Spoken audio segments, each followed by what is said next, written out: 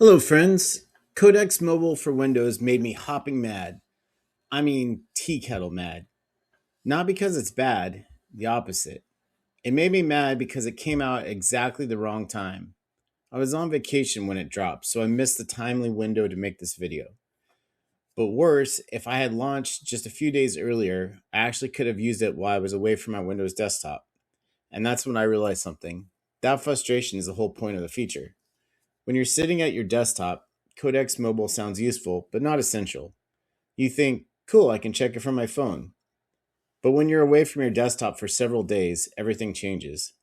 Now the questions are, can I keep a project moving? Can I check what Codex did? Can I give it the next instruction? Can I use my Codex time this week instead of losing it? Can I finish something without waiting until I get home?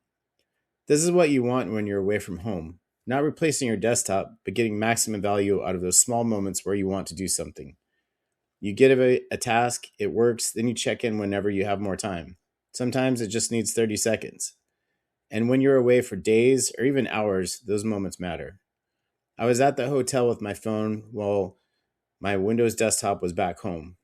So when Codex Mobile showed up, my reaction was, great, that would have been useful 3 days ago.